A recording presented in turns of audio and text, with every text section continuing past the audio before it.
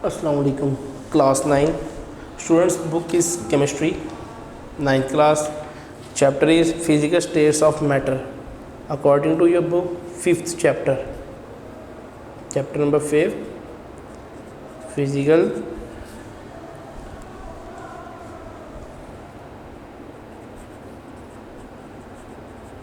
States of matter. Physical states of matter में हम previous जो सॉलिड स्टेट और लिक्विड स्टेट को अब डिटेल में एलैबोरेशन के साथ हम स्टडी कर चुके हैं। अब जो हमारे पास जो स्टेट है, हम लिक्विड स्टेट स्टडी कर रहे थे। लिक्विड स्टेट में अब हमारा जो टॉपिक है वो है boiling point. Boiling point boiling point ऐसा पॉइंट होता है जहाँ कोई भी लिक्विड बॉयल करे। फॉर एग्ज़ाम्पल, अगर हमने किसी भी बकेट में या किसी भी चीज़ में हमने पानी को गर्म किया है या किसी टैंक में पानी को गर्म करना, बीकर ही ले लें फॉर एग्जांपल। अगर आप केमिकल लेबॉर्ट्री में मौजूद है, केमिकल लेबॉर्ट्री में मौजूद होने से हमने क्या करना है, वाटर को बॉयल करना है। बॉयल करने के लिए हम क्या करेंगे, बीकर लेंगे। बीकर में 25 सेंटीमीटर क्यूब वाटर लेंगे। फिर हम उसको बंसन बर्नर पे हीट करेंगे। जब बंसन बर्नर पे हीट करेंगे तो हीट करने की वजह से क्या होगा, वो एक टेम्परेचर ऐसा आएगा कि वो उसको सोल्यूशन को, यानी बीकर जो सोल्यूशन मौजूद है वाटर, उसको कोई असर नहीं होगा। लेकिन जो ही after a limited time of interval या आफ्टर अ टाइम इंटरवल क्या होगा, वो सोल्यूशन बॉयल होना शुरू होगा। हमें बॉयल कैसे इंडिकेशन होगी, ये कि उसमें बबल्स क्रिएट होंगी। जैसे ही उसमें बबल्स क्रिएट होना शुरू होंगे, हम कहेंगे लेंगे ये सोल्यूशन बॉयल हो रहा है। फिर हम क्या करेंगे, एक थर्मामीटर डिप जो हमने सोल्यूशन में किया हुआ था कि आया, हमें पता लगे किस टेम्परेचर पे आके बॉइलिंग पॉइंट का प्रोसेस शुरू होता है। बॉइलिंग पॉइंट कैसी होती है, बॉइलिंग पॉइंट करने के लिए जो है वो स्पेसिफिकली हम ये लेते हैं कि जो मॉलिक्यूल्स प्रेजेंट होते हैं वाटर के अंदर, उन मॉलिक्यूल्स की एनर्जी जो है पहले लो होती है। जब वो सिंपल सोल्यूशन होती है उनकी एनर्जी बिल्कुल लो होती है। लेकिन जैसे ही हम उसको हीट अप करते हैं, हीट अप करने से क्या होगा, जो हीट एनर्जी होगी वो उन मॉलिक्यूल्स को मिलेगी। उन मॉलिक्यूल्स को हीट एनर्जी मिलने से उनके अंदर वाइब्रेशंस शुरू होंगी। जैसे ही वाइब्रेशंस शुरू होंगी, उनकी काइनेटिक एनर्जी इंक्रीज़ करेगी। जो ही काइनेटिक एनर्जी इंक्रीज़ करेंगे, वो स्ट्राइक करेंगे with the wall of the beaker. कि काइनेटिक एनर्जी ज़्यादा होने से क्या होगा, वो बीकर की वॉल्स के साथ स्ट्राइक करेंगे। जैसे ही वो बीकर की वॉल के साथ स्ट्राइक करेंगे, उनमें कोलिजन्स पैदा होंगी। जब दो मॉलिक्यूल्स में कोलिजन्स पैदा होती हैं, जब भी दो मॉलिक्यूल्स में कोलिजन्स पैदा होती हैं तो वो टकराते हैं। यानी काइनेटिक एनर्जी किसी की एक की मॉडरेट है, किसी एक की हाई है, तो उससे इनको कोई बेनिफिट नहीं होगा। कि जैसे ये दोनों मॉलिक्यूल्स करीब तर आएंगे, करीब तक आने के इनकी कोलिजन यानी टक्कर होगी। उसका क्या होगा, कोलिजन का इफेक्ट ये होगा कि जो एनर्जी थी, काइनेटिक एनर्जी इनमें मौजूद, उस काइनेटिक एनर्जी की मदद से ही इनमें कोलिजन्स पैदा हो गई हैं। जब ही कोलिजन्स पैदा होंगी, ये क्या होगा, इनकी एनर्जी अपोजिट हो जाएगी, यानी एक दूसरे को एनर्जी ट्रांसफ़र करेंगे। इसी तरह काइनेटिक एनर्जी इंक्रीज़ और डिक्रीज़ होगी। इसी कोलिजन्स की बुनियाद में ये क्या करेंगे, अपवर्ड मूवमेंट शो करेंगे। जैसे हमने अपने प्रीवियस टॉपिक फ्यूजन में स्टडी किया था कि इनकी अपवर्ड मूवमेंट होती है। उसी अपवर्ड मूवमेंट से क्या होगा, ये अपना वॉल्यूम इंक्रीज़ करेंगे। और बॉइलिंग पॉइंट में क्या हम यूज़ करते हैं, बॉयल्स लॉ। बॉइलिंग पॉइंट हम यूज़ करते हैं चार्ल्स लॉ। क्योंकि बॉयल्स लॉ इसलिए यहाँ हम यूज़ नहीं करते,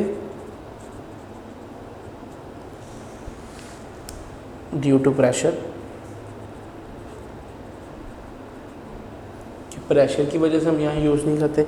चार्ल्स लॉ ये simply is related with volume and temperature, कि इसका रिलेशनशिप वॉल्यूम और टेम्परेचर के दरमियान है। जो ही हम वॉल्यूम डायरेक्टली प्रोपोर्शनल टेम्परेचर की बात करें कि ये increase in volume, increase in temperature,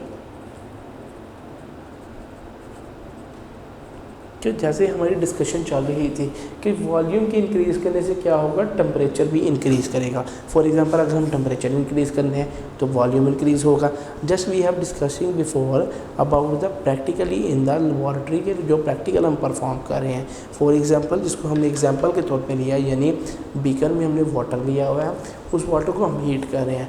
हमारी बात पहुँची थी काइनेटिक एनर्जी तक, कि जो प्रीवियस हमारी बात चल रही थी काइनेटिक एनर्जी तक, कि वो अपवर्ड मूवमेंट शो करेंगे। अपवर्ड मूवमेंट वो कब शो करेंगे कि मॉलिक्यूल्स के अंदर वाइब्रेशंस होती हैं। कोई भी बीन्स लेके आप टेबल पे रखें और टेबल से कोई ज़ोर से स्ट्राइक करें, आप देखेंगे उनके अंदर वाइब्रेशंस प्रोड्यूस होंगी। जब ड्रम है, ड्रम को बीट करते हैं तो ड्रम की जो लेयर होती है उस पर भी वाइब्रेशन प्रोड्यूस होती है। इसी तरह मॉलिक्यूल्स के अंदर भी वाइब्रेशंस प्रोड्यूस होती हैं। सबसे ज़्यादा वाइब्रेशन सॉलिड्स में प्रोड्यूस होती हैं, then liquids and then gases.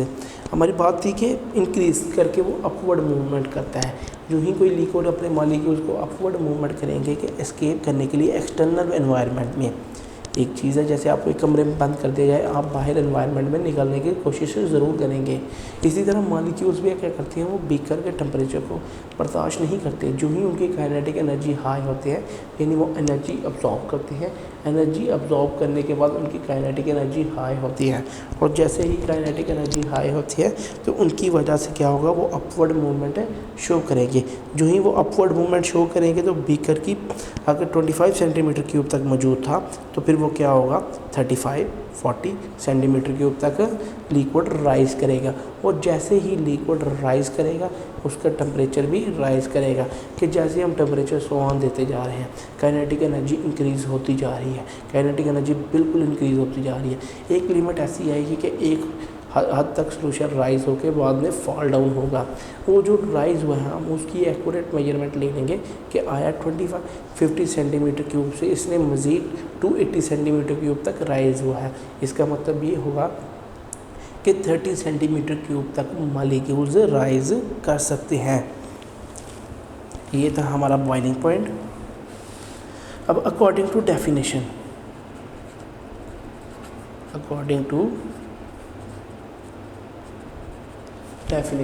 कि डेफिनेशन के मुताबिक बॉइलिंग पॉइंट क्या है। The temperature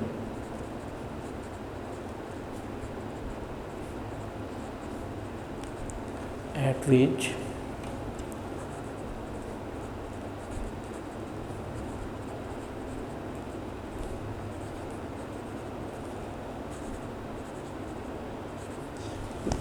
the vapor pressure of the liquid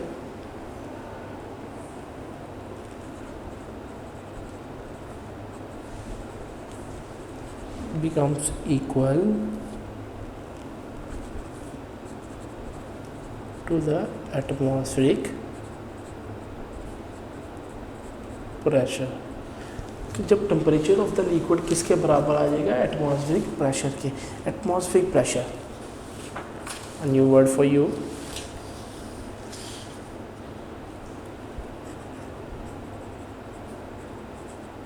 atmospheric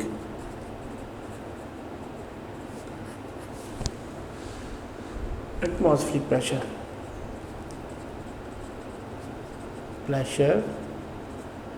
exerted by the molecules of different chemicals present in environment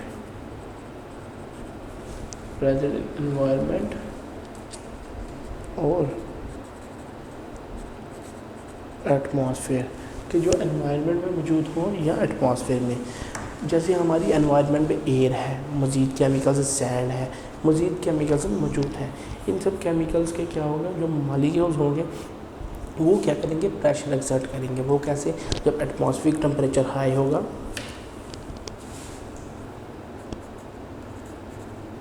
high atmospheric temperature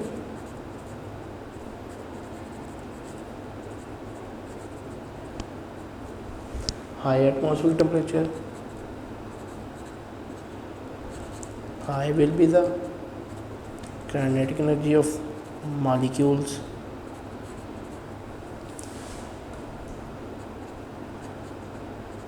high pressure will be exerted, high pressure will be exerted, कि जैसे ही molecules का temperature high होगा उनकी kinetic energy high होगी, जैसे ही इनकी kinetic energy high होगी उनके दरमियान कोलिजन्स पैदा होंगे, इन्हीं कोलिजन्स की बिना पे क्या होगा, वो प्रेशर एक्सर्ट करेंगे किस पे, एनवायरनमेंट पे, कि एनवायरनमेंट में अगर कोई और मॉलिक्यूल्स इंटरनल एनवायरनमेंट से एक्सटर्नल एनवायरनमेंट में आना चाहेगा वो उस पर प्रेशर इम्पोज करेंगे, जो वो प्रेशर इम्पोज करेंगे उसको हम एटमॉस्फेरिक प्रेशर बोलेंगे। इसको हम अब रिकॉल करते हैं कि जो एटमॉस्फेरिक प्रेशर, जैसे अभी हमने एग्जांपल्स की स्टडी लेते हैं कि अभी हमने गैस वाटर मॉलिक्यूल्स की स्टडी की कि अब उनकी काइनेटिक एनर्जी हाई है, हाई काइनेटिक एनर्जी की वजह से वो क्या कर रहे हैं, अब एक्सटर्नल एनवायरनमेंट में अपवर्ड मूवमेंट कर रहे हैं, लेकिन एटमॉस्फेरिक प्रेशर की फैक्टर है कि इनको अफेक्ट कर रहा है। एटमॉस्फेरिक प्रेशर क्या होगा कि जब वो एटमॉस्फेयर में अपना प्रेशर एक्सर्ट करेंगे, जो ही उनमें एटमॉस्फेयर उन पर अपना प्रेशर एक्सर्ट करेगी फिर उनको हाई काइनेटिक एनर्जी अब्जॉर्ब करनी पड़ेगी, फिर उनको ज़्यादा एनर्जी अब्जॉर्ब करनी पड़ेगी और ज़्यादा प्रेशर क्रिएट करना पड़ेगा।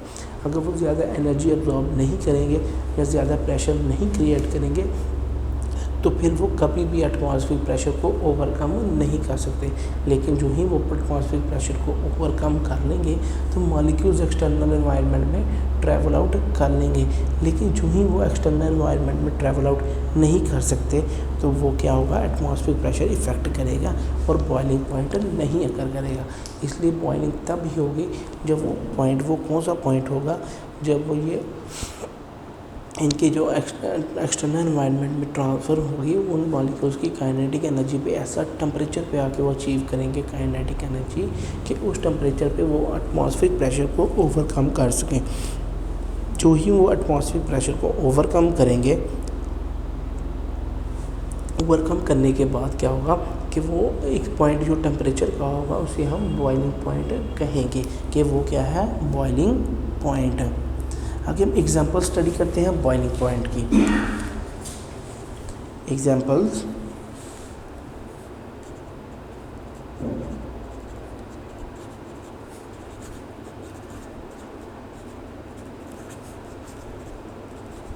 एग्जांपल्स ऑफ बॉइलिंग पॉइंट के बॉइलिंग पॉइंट की एग्जांपल्स में सबसे पहले हमारे पास ईथर,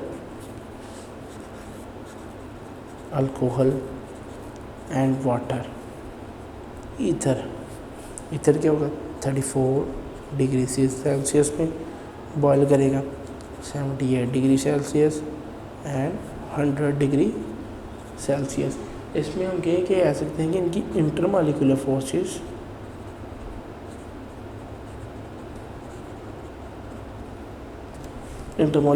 भी इफेक्ट करती हैं। जैसे ईथर का 34.6 डिग्री सेल्सियस है कि इतने कम टेम्परेचर पे ये अब बॉयल कर रहा है। इतने कम टेम्परेचर पे बॉयल करने की मेन रीज़न यही होगी कि इसके मॉलिक्यूल्स की जो इंटरमॉलिक्यूलर फोर्स होगी वो काफ़ी वीक होगी। अगर इंटरमॉलिक्यूलर फोर्स वीक होगी तो फिर क्या होगा, थोड़े से टेम्परेचर पे भी ये क्या करेंगे, काइनेटिक एनर्जी अब्सॉर्ब करेंगे, और जो ही काइनेटिक एनर्जी अब्सॉर्ब करेंगे उसी अब्सॉर्बिंग की मदद से इनका क्या होगा कि ये थोड़े से टेम्परेचर जो मौजूद है हमारे पास स्केल में, सेल्सियस स्केल में, उस पर थोड़े से पॉइंट पे इनका क्या करेंगे, अपने एटमॉस्फेरिक प्रेशर को ओवरकम कर लेंगे। लिहाजा बॉइलिंग पॉइंट के लिए मेजर क्या पॉइंट क्या है, मेजर कंपोनेंट यही है कि उसने एटमॉस्फेरिक प्रेशर को भी मद्देनज़र रखना है, एटमॉस्फेरिक प्रेशर को भी ओवरकम करना है। लिहाजा इसी तरह अल्कोहल का थोड़ा सा जो बॉइलिंग पॉइंट है वो ज़्यादा है ईथर के लिहाज से, क्योंकि इसके इंटरमॉलिक्यूलर फोर्सेस थोड़ी सी ज़्यादा स्ट्रॉन्गर हैं, लेकिन ये एक वोलाटाइल सब्सटेंस है। अब जो ऐसे वोलाटाइल सब्सटेंस ऐसे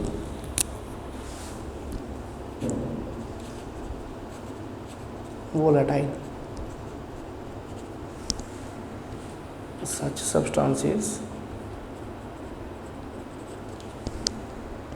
substances which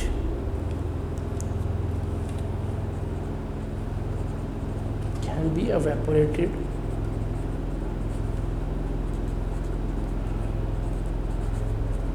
when exposed to the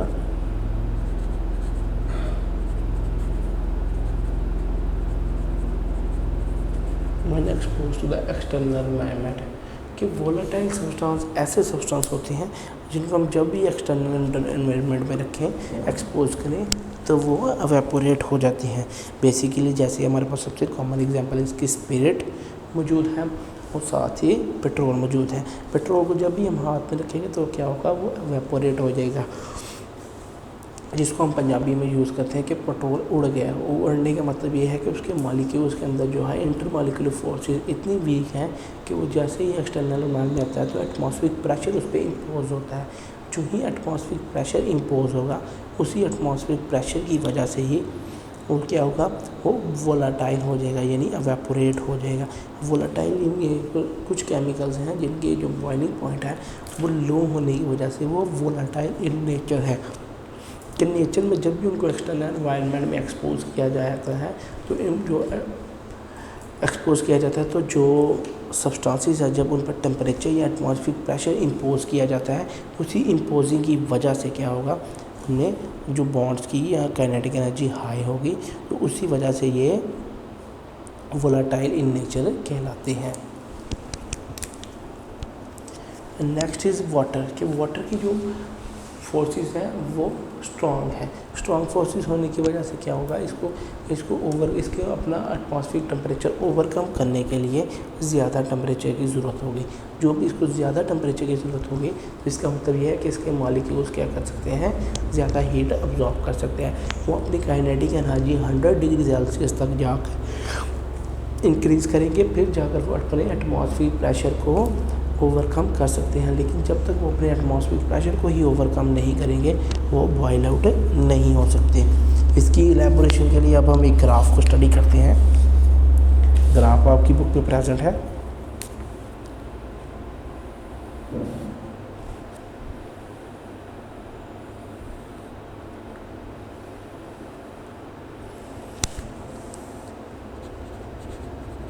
vapour pressure,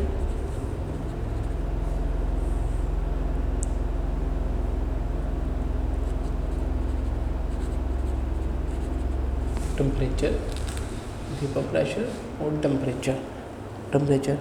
0, 20, 40, 60, 80 and 100। अब हम शुरू करते हैं इनकी ग्राफ। अकॉर्डिंग टू टेम्परेचर अगर हम बात करें ईथर की कर्व ऐसी होगी। नेक्स्ट अल्कोहल,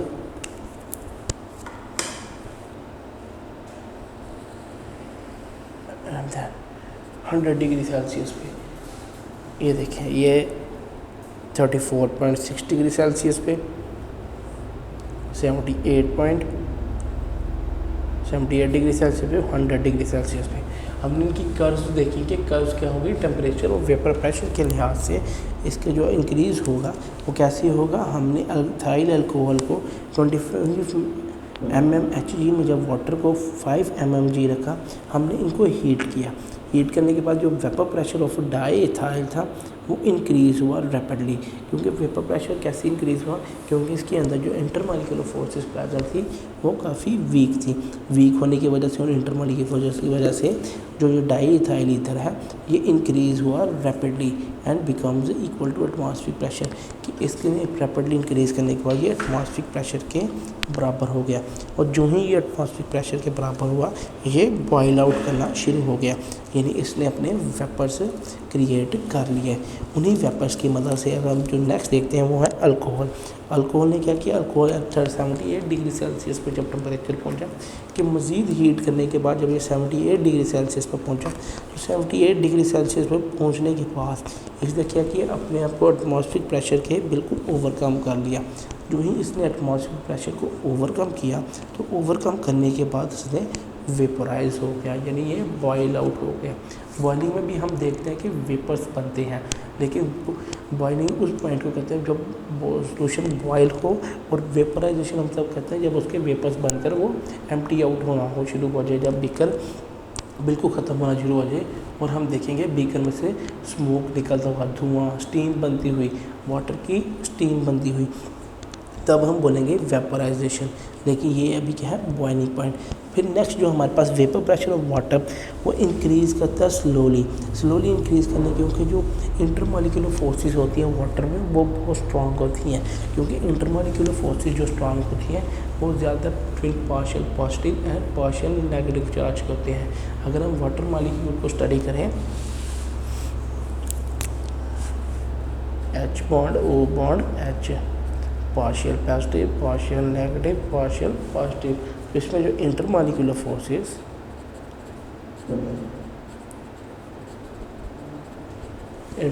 फोर्सेस स्ट्रॉन्गर होंगी। स्ट्रॉन्गर होने की वजह यह है कि इनमें अट्रैक्शन पाई जाती है, पार्शियल पॉजिटिव चार्ज में अट्रैक्शन पाई जाती है और पार्शियल नेगेटिव चार्ज में पाई जाती हैं। जब दोनों चार्ज आपस में अट्रैक्ट करें तो अट्रैक्ट करने की वजह से वो क्या होगा कि उनमें बॉन्ड या उनकी फोर्सेस वो स्ट्रांग होंगी, इसलिए इसमें स्लोली काम होता है।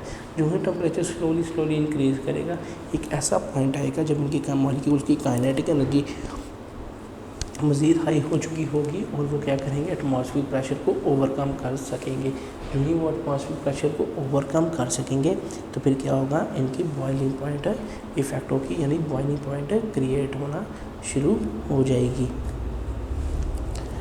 ये था इसका बॉइलिंग पॉइंट का टॉपिक है, बॉइलिंग पॉइंट कैसे होता है और बॉइलिंग किसी सोल्यूशन में कैसे होती है। नेक्स्ट हमारे पास कुछ फैक्टर्स मौजूद हैं। Factors affecting the rate of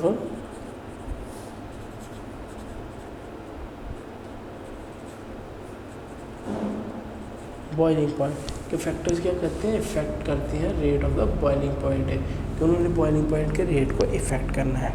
so following are the factors which affect the rate of boiling point of different chemicals के डिफरेंट केमिकल्स का बॉइलिंग पॉइंट हम लोग से है। सबसे पहला फैक्टर हमारे पास नेचर ऑफ लिक्विड के आया लिक्विड कैसा है। नेचर ऑफ लिक्विड में हम सिर्फ दो पॉइंट स्टडी करते हैं। पोलर ऐसे कंपाउंड्स होते हैं जो इलेक्ट्रोनेगेटिविटी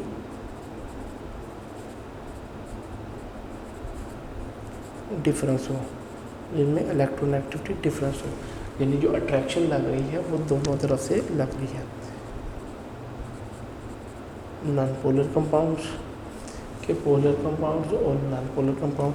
अब हम वाटर देखें तो वाटर एक पोलर कंपाउंड है, क्योंकि इसमें इलेक्ट्रोनेगेटिविटी डिफरेंस है कि दो एटम से एक इलेक्ट्रॉन एक एटम को शेयर कर रहे हैं और अट्रैक्ट कर रहे हैं। जब इलेक्ट्रोनेगेटिविटी डिफरेंस आएगा तो इलेक्ट्रोनेगेटिविटी होती है शेयरिंग ऑफ इलेक्ट्रॉन, के इलेक्ट्रॉन ने कुछ शेयर करना है और उस पर जोर लग रहा है। उसी जोर की वजह से हम क्या कहेंगे कि इलेक्ट्रोनेगेटिविटी जब डिस्टेंस होगा तो कंपाउंड क्या है, पोलर। देखिए अगर हम नॉन पोलर की बात करें,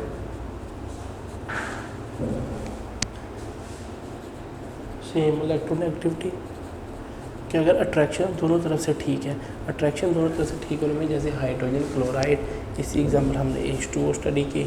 हाइड्रोजन क्लोराइड में क्या होगा, एक हाइड्रोजन और एक ही क्लोरीन मॉलिक्यूल होगा। दोनों मॉलिक्यूल्स एक होने की वजह से हम कहेंगे ये पार्शियल पॉजिटिव है, ये पार्शियल नेगेटिव है। ये एक पार्शियल पॉजिटिव है, एक पार्शियल नेगेटिव है, तो इनकी अट्रैक्शन क्या होगी, दोनों एक ही सख्त लगा रहे हैं, दोनों सेम अट्रैक्शन कर रहे हैं।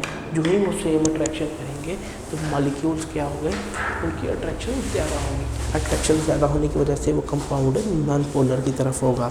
अब पोलैरिटी और नॉन पोलैरिटी, हम कहेंगे जो पोलर मॉलिक्यूल्स हैं वो किस पे डिज़ोल्व होंगे, पोलर मॉलिक्यूल्स में, क्योंकि लाइक डिज़ोल्व करता है लाइक को, और non polar molecules non polar में ही डिज़ोल्व होंगे। इसी तरह हम बात करेंगे जो पोलर मॉलिक्यूल्स हैं वो नॉन पोलर में डिज़ोल्व नहीं हो सकते, क्योंकि उनका इलेक्ट्रोनेगेटिव डिफरेंस जो है वो डिफरेंट है। इसलिए हमें क्या करेंगे, जो नॉन पोलर है वो पोलर में कुछ हद तक डिज़ोल्व हो सकते हैं पोलर मॉलिक्यूल्स, जैसे पोलर सोल्यूशन जो या पोलर लिक्विड्स में हमारे पास सबसे पहले वाटर है। नॉन पोलर में हमारे पास और ऑर्गेनिक कंपाउंड्स हैं, जैसे ईथर हो गया, अल्कोहल हो गया, ये नॉन पोलर है क्योंकि इनके अंदर जो इलेक्ट्रोनेगेटिविटी शेयरिंग है या इनकी जो अट्रैक्शन है वो वाटर जैसी नहीं है। कि पोलर लिक्विड्स का मेल्टिंग बॉइलिंग पॉइंट हाई होता है।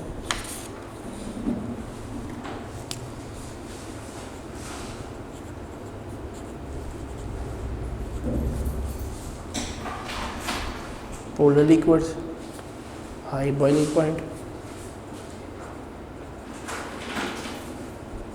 हाई बॉइलिंग पॉइंट इसीलिए हाथ से आएगा कि इनके अंदर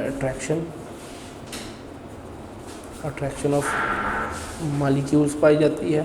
तो जो भी वो अट्रैक्शन पाई जाएगी, जब तक वो अट्रैक्शन ख़त्म नहीं होगी तब तक हम इसको बॉयल आउट नहीं कर सकते, इसलिए इनका बॉइलिंग पॉइंट हाई होता है।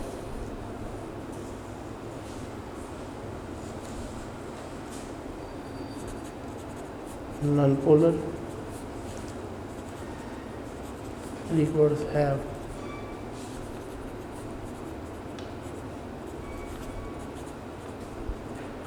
लो बॉइलिंग पॉइंट, कि नॉन पोलर लिक्विड्स का लो बॉइलिंग पॉइंट होता है। ये था हमारा factor of nature of liquid. Next is intermolecular forces.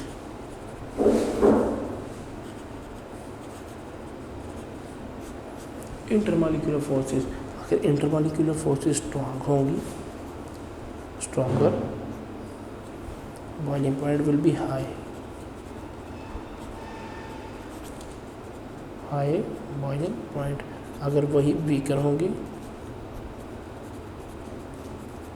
Low boiling point. ये इस वजह से होगा कि इनमें जो बॉइलिंग होती है वो किसकी मदद से होती है, इनमें मॉलिक्यूल्स के अंदर जो अट्रैक्शन पाई जाती है। इसलिए अगर अट्रैक्शन ही वीक होगी तो वो थोड़ा से टेम्परेचर से भी अट्रैक्शन ख़त्म हो सकती है। लेकिन अगर अट्रैक्शन ही हाई है तो फिर वो हाई टेम्परेचर लगाने के बाद भी ख़त्म नहीं हो सकती, लेकिन बहुत ज़्यादा हाई टेम्परेचर इसको यूटिलाइज़ करके फिर ख़त्म होगी।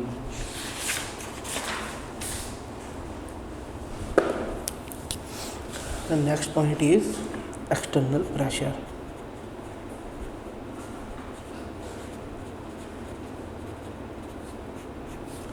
एक्सटर्नल प्रेशर का भी एक बहुत बड़ा फैक्टर है कि अगर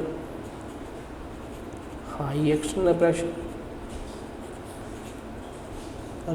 प्रेशर हाई है तो वो बॉइलिंग पॉइंट भी हाई होगा।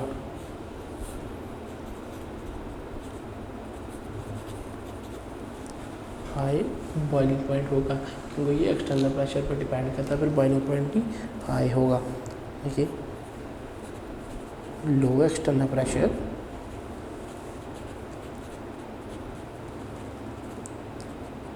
will have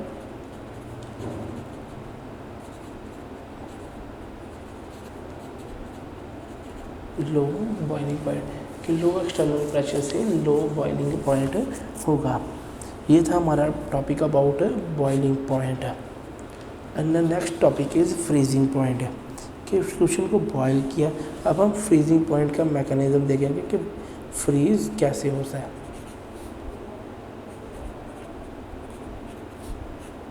freezing point,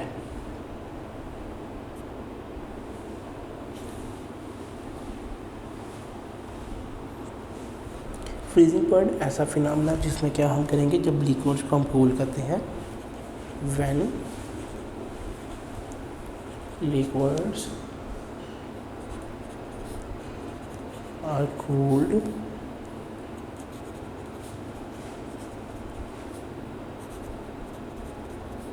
the vapor pressure of the liquid decreases and a stage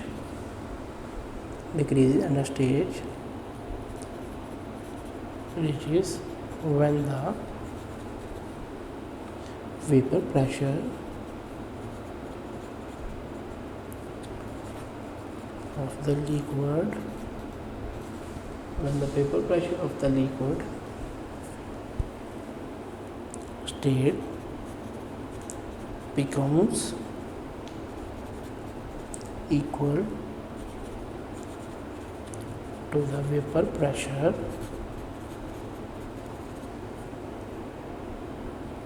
of solid state। कि फ्रीजिंग पॉइंट कब होता है, जब liquids are cooled and the vapor pressure of the liquid decreases and a stage reaches when the vapor pressure of the liquid state becomes equal to the vapor pressure of a solid state। कि जो ही हमने liquid एक boil किया हुआ है, उस liquid को जब हम फ्रीज पॉइंट में लेके आएंगे, यानी जब उसको हम उसको ठंडा होने की छोड़ देंगे, जो ही हम ठंडा होने की छोड़ेंगे तो क्या होगा, जो मॉलिक्यूल्स में काइनेटिक एनर्जी अब्जॉर्ब की हुई थी वो अपनी काइनेटिक एनर्जी कोलिजन्स के बाद क्या करेंगे, रिलीज़ करेंगे। जो ही काइनेटिक एनर्जी रिलीज़ हो जाएगी, क्योंकि काइनेटिक एनर्जी की यूनिक प्रॉपर्टी ये है कि काइनेटिक एनर्जी स्टोर नहीं हो सकती। इसीलिए यहाँ से जब काइनेटिक एनर्जी रिलीज़ आउट होगी, रिलीज़ आउट होने के बाद जो वेपर प्रेशर लिक्विड का होगा वो डिक्रीज़ होना शुरू हो जाता है, क्योंकि वेपर प्रेशर इंक्रीज़ तभी होता है जब क्या उसका टेम्परेचर हाई होता है। क्योंकि उसका टेम्परेचर लो होगा तो टेम्परेचर लो होने के साथ साथ उसका वेपर प्रेशर भी डिक्रीज़ करेगा। जैसे ही वेपर प्रेशर डिक्रीज़ करेगा तो वेपर प्रेशर जो लिक्विड स्टेट का वो एक ऐसी स्टेज या ऐसी लिमिट तक पहुंचेगा कि जब vapour pressure of liquid state और vapour pressure of solid state बिल्कुल इक्वल हो जाएंगे। जब बिल्कुल इक्वल हो जाएंगे तो जो उसके मॉलिक्यूल्स क्या है वो अलग-अलग हो जाएंगे। जब मॉलिक्यूल्स अलग-अलग एक ही डिस्टेंस पे पहुंच जाएंगे, उनकी एनर्जी बिल्कुल ज़ीरो हो जाएगी, और बिल्कुल ज़ीरो एनर्जी की वजह से वो क्या है, मूवमेंट भी शो नहीं कर सकेंगे। इसलिए हम कहते हैं कि सॉलिड क्या होता है, सॉलिड एक क्यूबिक स्ट्रक्चर में मौजूद होता है। क्यूबिक स्ट्रक्चर में मौजूद होने के लिए क्यूबिक स्ट्रक्चर में मौजूद होने के लिए क्या, अब हम देखते हैं, जैसे हम देखा कि मॉलिक्यूल्स क्या करेंगे, एक पोजीशन पे मौजूद हो जाएंगे। जो ही वो एक पोजीशन पे मौजूद होंगे तो उनके अंदर बॉन्ड फॉर्म हो जाएगी, कि उनकी अट्रैक्शन इस कदर वीक हो जाएगी कि वो अपनी ही जगह पे स्पेसिफिक हो जाएंगे और वो एक सॉलिड फॉर्म कर लेंगे। तो सॉलिड फॉर्म करने के लिए इस तरह का वो एक सॉलिड स्ट्रक्चर फॉर्म करेंगे। इसी सॉलिड स्ट्रक्चर में जैसे कि मज़ीद मॉलिक्यूल्स प्रेजेंट होते हैं, इसी तरह मॉलिक्यूल्स क्या फॉर्म करेंगे, एक स्ट्रक्चर। इस स्ट्रक्चर से हम क्या करेंगे कि ये एक सॉलिड स्ट्रक्चर पाया गया है। फॉर एग्जांपल हम क्या करते हैं, जब हमने फ्रीज़ करना हो वाटर को तो हम क्या करते हैं, वाटर किसी भी बीकर या बाउल में लेकर उसको क्या करते हैं, रेफ्रिजरेटर के ऊपर वाले पोर्शन फ्रीज़र में रखते हैं। हम देखते हैं जब उसको फ्रीज़र को ओपन करते हैं तो एक ठंडी सी हवा यानी फ्रीज़ की जो लेयर होती है वो आती है। वहाँ क्या है, वहाँ वेपर प्रेशर जो लिक्विड स्टेट के है वो सॉलिड स्टेट के बिल्कुल बराबर है, और बराबर होने की वजह से वहाँ क्या है, जो ही हम वाटर को इन करते हैं तो उसकी जो होती है काइनेटिक एनर्जी होती है वो रिलीज़ आउट हो जाती है। काइनेटिक एनर्जी रिलीज़ आउट होने की वजह से ही क्या होगा, मॉलिक्यूल्स एक एक अपने अपने डिस्टेंस पे फिक्स हो जाएंगे। जैसे ही फिक्स हो जाएंगे हम उसको कुछ देर बाद निकालेंगे तो वो सॉलिड फॉर्म में हमें मिलेगी। जो ही वो एक सॉलिड फॉर्म में या क्यूब फॉर्म में मिलेगी तो हम कहेंगे द वाटर इज़ फ्रीज्ड, कि वाटर की फ्रीजिंग हो गई है। तो जिस पॉइंट पे वाटर फ्रीज होगा हम उसको फ्रीजिंग पॉइंट बोलेंगे। जैसे फॉर एग्जांपल वाटर का freezing point, water freezing point is 0 degree Celsius, कि विदाउट एनी टेम्परेचर क्या है, वाटर फ्रीज आउट हो सकता है कि 0 डिग्री सेल्सियस में टेम्परेचर बिल्कुल लो होगा। बिल्कुल लो टेम्परेचर होने की वजह से क्या होगा, वाटर फ्रीज आउट हो जाएगा। लेकिन ऐसा टेम्परेचर जब लिक्विड और सॉलिड को एग्जिस्ट करें, इसको हम डायनामिक इक्विलिब्रियम में फ्रीजिंग पॉइंट बोलते हैं। क्योंकि फ्रीजिंग पॉइंट तब होगा जब वेपर्स का, लिक्विड स्टेट का वेपर्स का और सॉलिड स्टेट के वेपर्स का दोनों बिल्कुल बराबर आ जाए। अब हम स्टडी करते हैं फ्रीजिंग पॉइंट और बॉइलिंग पॉइंट बिल्कुल अपोजिट है। एक जगह हमने मॉलिक्यूल्स को बॉयल किया है, लेकिन यहाँ हम मॉलिक्यूल्स को फ्री कर रहे हैं। एक जगह हम मॉलिक्यूल्स का वेपर प्रेशर हाई कर रहे हैं, लेकिन यहाँ मॉलिक्यूल्स का वेपर प्रेशर लो कर रहे हैं। फ्रीजिंग पॉइंट और बॉइलिंग पॉइंट के some common examples are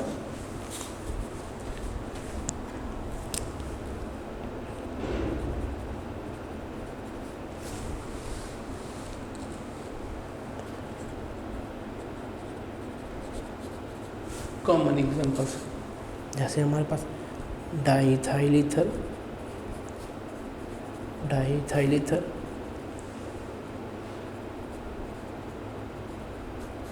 freezing point, boiling point. कि अब हम फ्रीजिंग पॉइंट और बॉइलिंग पॉइंट बात करें, सबसे पहला हमारे पास जो केमिकल है वो डाईइथाइल ईथर है। फ्रीजिंग पॉइंट डाईइथाइल का था -116, बॉइलिंग पॉइंट 34 डिग्री सेल्सियस के। ये माइनस टेम्परेचर में जाके ये फ्रीज़ होगा। जो ही ये माइनस टेम्परेचर में जाके इसके मॉलिक्यूल्स की एनर्जी बिल्कुल स्लो डाउन हो जाएगी। नेक्स्ट इज इथाइल अल्कोहल, ये -115 पे एंड 78 डिग्री सेल्सियस पे ये बॉयल आउट होगा। बॉयल आउट होने के बाद जो नेक्स्ट हमारे पास वाटर फ्रीज होता है 0.0 डिग्री सेल्सियस पे और बॉयल होता है 100 डिग्री सेल्सियस पे, क्योंकि ये मोर स्ट्रॉन्गर है।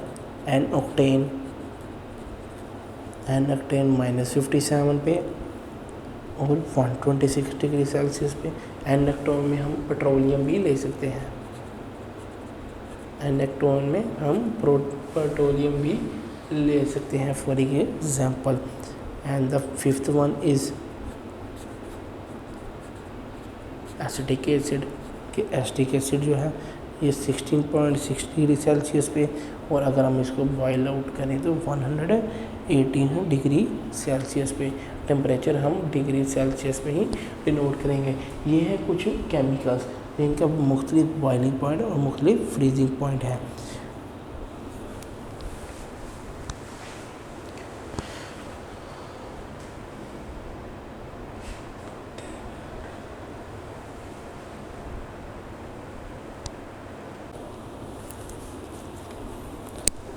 The next topic is diffusion. हम लिक्विड्स की बात कर रहे हैं और लिक्विड्स में हमारे पास जो नेक्स्ट टॉपिक है, नेक्स्ट पॉइंट है, जैसे physical states of liquid study कर रहे हैं। फिजिकल स्टेट्स ऑफ लिक्विड में हमारे पास है diffusion. Just like before we have discussed the diffusion about physical states of gases, इसी तरह लिक्विड्स में भी डिफ्यूजन पाई जाती हैं, क्योंकि ये एक रूल है कि लिक्विड मॉलिक्यूल जो हैं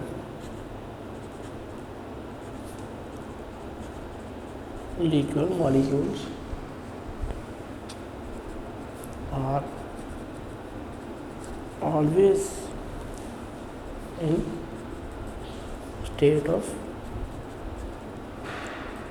continuous motion, कि लिक्विड मॉलिक्यूल में हर वक्त स्टेट ऑफ मोशन में होते हैं। हर वक्त स्टेट ऑफ मोशन में इसलिए होते हैं क्योंकि इनके अंदर जो इंटरमॉलिक्यूलर फोर्सेस हैं वो काफ़ी वीक होती हैं, इसलिए मॉलिक्यूल्स के यहाँ वहाँ और हर कोने में पाए जाते हैं।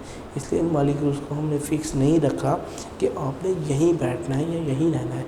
एक फ़िक्स्ड पोजीशन ना होने की वजह से ये क्या करते हैं, ये एक स्टेट ऑफ मोशन में है। फिक्स पोजीशन इनकी इसलिए नहीं है क्योंकि इनके अंदर जो इंटरमॉलिक्यूलर फोर्सेस पाई जाती हैं वो काफ़ी वीक हैं, और वीक होने की वजह से ही ये हेयर एंड देयर मूव कर सकते हैं। फिर वाटर की और डिफ्यूजन की हम लेते हैं मूव फ्रॉम हायर कंसंट्रेशन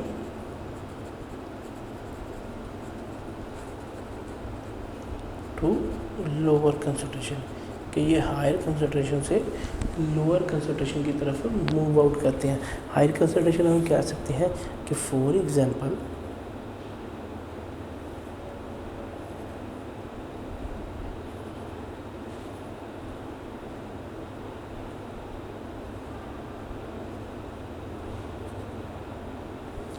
ये दो बीकर मौजूद हैं। अगर पानी की कंसंट्रेशन यहाँ फुल है, फुल कंसंट्रेशन है, तो ये क्या करेंगे, मूव आउट करेंगे यहाँ से यहाँ मूव आउट करके क्या करेंगे, from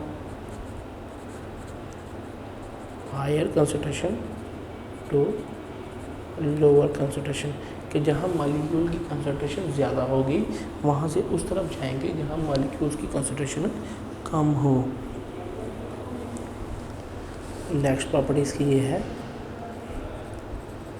they mix up with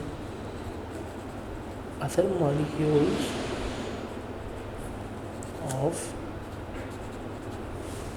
molecules of other liquids कि दूसरे लिक्विड्स के मॉलिक्यूल के साथ भी ये मिक्सअप हो जाते हैं। दूसरे मॉलिक्यूल के साथ मिक्सअप होने की यही है कि लिक्विड मॉलिक्यूल क्या करते हैं, वो दूसरे जो मॉलिक्यूल्स आएंगे उनको अट्रैक्ट कर लेंगे। फॉर एग्जांपल अगर हम बात करेंगे, ये हमारे पास एक बीकर है,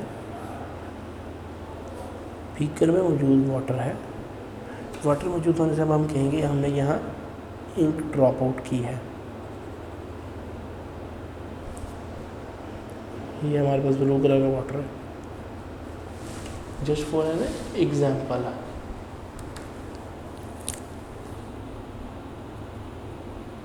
और ब्लैक इंक जो है हम ड्रॉप बाय ड्रॉप इनमें स्प्रिंकल कर रहे हैं। जो ही ड्रॉप बाय ड्रॉप स्प्रिंकल होगी वो क्या करेगी, एक सरफेस एरिया को घेरेगी। जो ही वो एक सरफेस एरिया को घेरेगी फिर क्या होगा, वो उसकी मिक्सिंग शुरू होगी। मिक्सिंग कैसे शुरू होगी कि लिक्विड मॉलिक्यूल जो प्रेजेंट है, यानी एक मॉलिक्यूल तो प्रेजेंट है, वाटर मॉलिक्यूल तो प्रेजेंट है, लेकिन वाटर मॉलिक्यूल्स की प्रेजेंस के साथ साथ इसमें जब दूसरे मॉलिक्यूल्स आएंगे वो उनके साथ अट्रैक्शन शो करेगी। क्योंकि मॉलिक्यूल वाटर में हमने देखा कि हाइड्रोजन, ऑक्सीजन और हाइड्रोजन मौजूद होता है, इसलिए एक मॉलिक्यूल क्या करेगा, जो ही हाइड्रोजन कहेगी कि मैंने ऑक्सीजन के साथ बॉन्ड नहीं करना और ऑक्सीजन कहेगी हाइड्रोजन के साथ नहीं करनी, तो फिर जो नए मॉलिक्यूल्स होंगे उसके साथ वो अट्रैक्शन करेंगे। उनमें वो पार्शियल पॉजिटिव और पार्शियल नेगेटिव एंड्स ढूंढेंगे।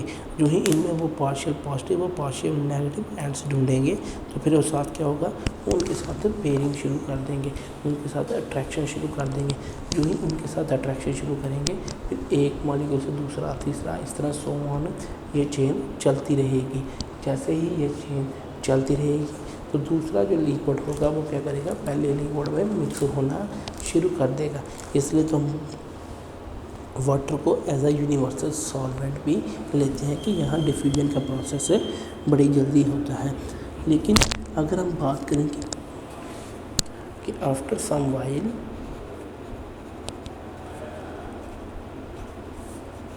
The ink will spread, the ink will spread throughout the beaker। Ink जो है वो पूरे बीकर में स्प्रेड हो जाएगी, लेकिन इस प्रोसेस को थोड़ा टाइम लगेगा।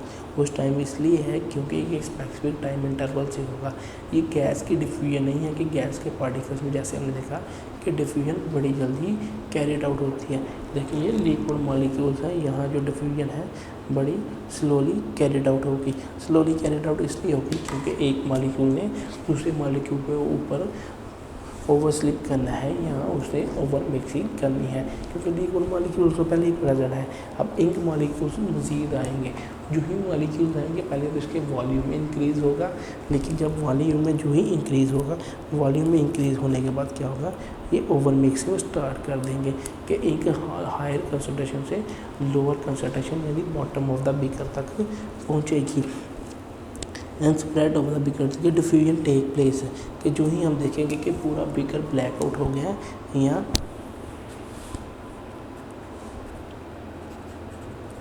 When the whole beaker of water is colorized with the color of ink,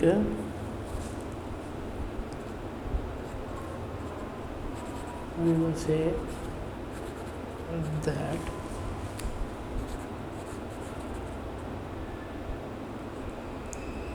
diffusion has take place कि जो ही उसकी डीकलरेशन हो जाएंगे, यानी वाटर में जो हमने लिक्विड यानी इंक डाली थी, जो ही वो अपना कलर पूरे बीकर में शो करेगी। अपना कलर पूरे बीकर में शो करने के बाद हम क्या कहेंगे कि डिफ्यूजन टेक प्लेस हो गई है, यानी डिफ्यूजन का जो इफ़ेक्ट था वो कैरिड आउट हो गया, यानी डिफ्यूजन हो गई है। अब हम इसका कंपैरिजन करवाएं।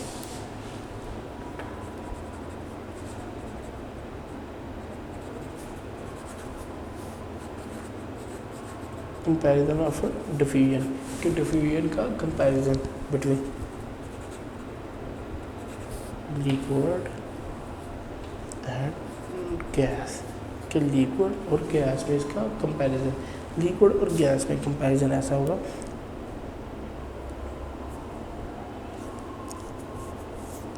लिक्विड में स्लो डिफ्यूजन कैरिड आउट होगी, slow diffusion,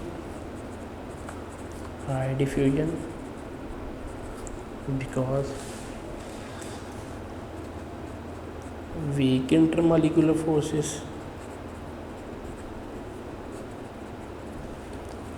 no intermolecular forces,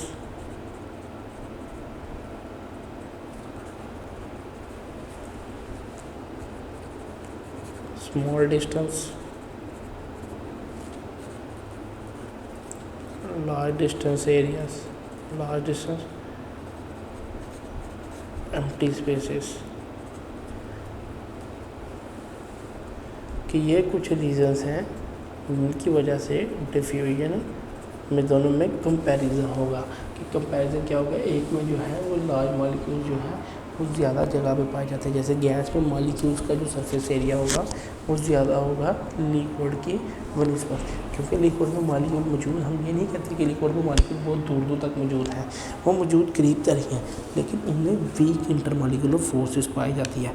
उसी वीक इंटरमॉलिक्यूलर फोर्सेस की वजह से ही हम कहते हैं कि इनमें जो डिस्टेंस है वो स्मॉल है, इसलिए डिफ्यूजन स्लोली कैरिड आउट होगी, क्योंकि उसने ओवरकम करना है दूसरे मॉलिक्यूल्स को। इसीलिए गैस मॉलिक्यूल्स जो होते हैं वो एक लार्ज डिस्टेंस पे पाए जाते हैं, और लार्ज डिस्टेंस पे होने की वजह से उनमें कोई इंटरमॉलिक्यूलर फोर्सेस नहीं होती, और जो दूसरे मॉलिक्यूल्स होते हैं जिन्होंने डिफ्यूज़ होना है वो मॉलिक्यूल स्पीडली या रैपिडली मूवमेंट शो करते हैं। रैपिडली मूवमेंट शो करने के लिहाज से वो क्या होगा, दूसरे मॉलिक्यूल्स के ऊपर स्लिप अप होंगे या ओवरकम करेंगे। जो ही वो दूसरे मॉलिक्यूल्स को ओवरकम करेंगे वो ये फास्टली डिफ्यूज़ करेंगे। अब इन्हीं के हम जो है वो फैक्टर्स स्टडी करते हैं कि इसी फैक्टर्स को अब हम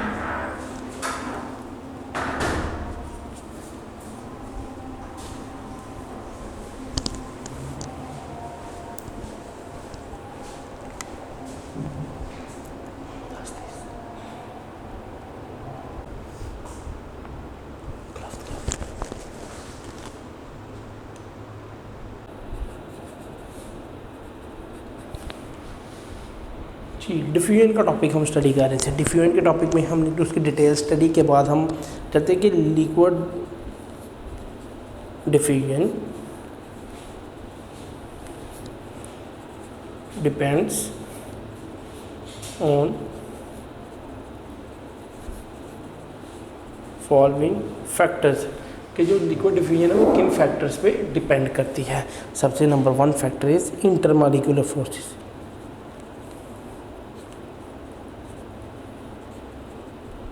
इंटरमॉलिक्यूलर फोर्सेस अब तो आपके लिए बहुत ज़्यादा कॉमन हो गया होगा, क्योंकि हर जो ऐसा कंपाउंड जिसकी भी केमिकल की हमने बात करनी है उसमें इंटरमॉलिक्यूलर फोर्सेस लाजमी पैदा होनी चाहिए।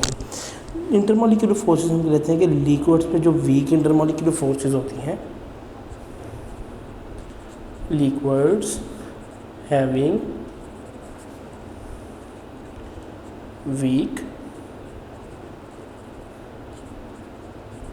intermolecular forces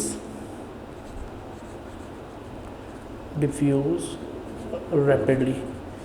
ऐसे मॉलिक्यूल्स जिनमें जो इंटरमॉलिक्यूलर फोर्सेस वीक होते हैं, यानी ऐसे मॉलिक्यूल्स की हम बात करते हैं लिक्विड में, जैसे कि हमने अल्कोहल की बात की, इथाइल की बात की, ईथर की बात की, पेट्रोल की बात की, एन ऑक्टेन की बात की, कि इनके जो मॉलिक्यूल्स हैं उनमें इंटरमॉलिक्यूलर फोर्सेस बहुत वीक होती हैं। इंटरमॉलिक्यूलर फोर्सेस वीक होने के बताइए ये है कि जो फोर्सेस, जब एक एटम ने एक दूसरे एटम को अट्रैक्ट करना है तो अट्रैक्ट करने के लिए उसके लिए लाजमी होगा कि उसने पॉजिटिव और नेगेटिव वे से अट्रैक्ट करना है। जो ही पॉजिटिव और नेगेटिव वे से उसकी अट्रैक्शन होगी, जैसे ही अट्रैक्शन होगी वो क्या करेंगे, उनमें इंटरमॉलिक्यूलर फोर्सेस क्रिएट होंगी। जैसे ही इंटरमॉलिक्यूलर फोर्सेस क्रिएट होंगी तो वो क्या करेगा, उसको अपने करीब कतर करेगा। जैसे ही उसको करीब तर करेगा, करीब करने से क्या होगा, उनमें इंटरमॉलिक्यूलर ज़्यादा स्ट्रांग होगी। जैसे ही डिस्टेंस कम होता जाएगा, इंटरमॉलिक्यूलर फोर्सेस स्ट्रॉन्गर होती जाएंगी। इसलिए हम बात कर रहे हैं liquid having weak intermolecular forces diffuse rapidly, कि ऐसे मॉलिक्यूल्स जिनके अंदर जो फोर्सेस हैं, जैसे एक मॉलिक्यूल ये है और दूसरा मॉलिक्यूल यहाँ मौजूद है, तो इनमें जो फोर्सेस होंगी वो वीक होंगी। अब हम ये नहीं कहेंगे कि ये फोर्सेस ऐसे हों मौजूद कि मॉलिक्यूल्स इतने करीब तरह हों, इतने करीब होने से तो मॉलिक्यूल फोर्सेस ज़्यादा होंगी। फिर हम नेक्स्ट पे बात करते हैं लिक्विड्स हैविंग हाई और stronger intermolecular forces diffuse slowly, कि ऐसे इंटरमॉलिक्यूल लिक्विड्स जिनके अंदर इंटरमॉलिक्यूलर फोर्सेस स्ट्रॉन्ग हो वो डिफ्यूज़ करते हैं स्लोली डिफ्यूज़ इसलिए करते हैं कि अगर इंटरमॉलिक्यूलर फोर्सेस स्ट्रॉन्गर होंगी तो पहले दूसरे मॉलिक्यूल जिसमें हमने डिफ्यूजन का प्रोसेस करना है वो मॉलिक्यूल पहले उसकी फोर्सेस पे ओवरकम करेगा। उसकी फोर्सेस पे ओवरकम करने के लिए फिर क्या होगा, ओवरकमिंग का फिनोमेना कुछ ऐसे होता है। जस्ट फॉर एग्जांपल, अगर हमारे पास वाटर मौजूद है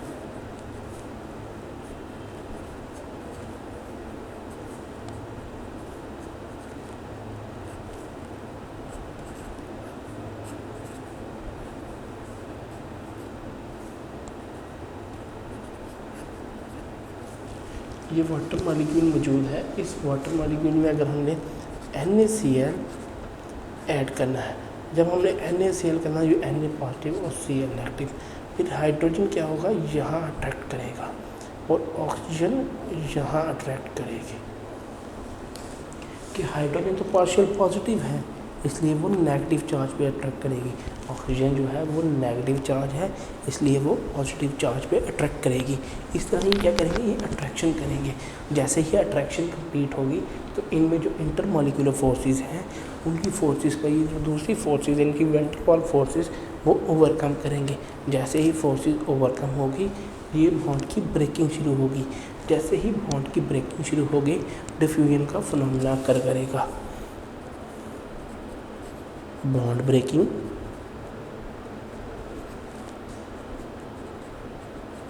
फास्टली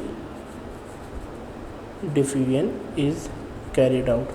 क्या डिफ्यूजन का प्रोसेस फास्टली कैरिड आउट होगा कि जितनी जल्दी वो ओवरकम करेंगे उतनी जल्दी डिफ्यूजन का प्रोसेस कैरिड आउट होगा। Just like as written in your book, जैसे आपकी बुक में लिखा हुआ है कि लिक्विड्स जिनकी इंटरमॉलिक्यूलर फोर्सेस वीक हैं वो जल्दी डिफ्यूज़ करेंगे, लेकिन ऐसे लिक्विड्स जिनकी इंटरमॉलिक्यूलर फोर्सेस स्ट्रॉन्ग हैं वो आहिस्ता आहिस्ता डिफ्यूज़ करेंगे। ये था हमारा पहला factor intermolecular forces. Next is size of molecules. जी साइज ऑफ मॉलिक्यूल में हमें मॉलिक्यूल के साइज को स्टडी करना है। एक large sized molecules,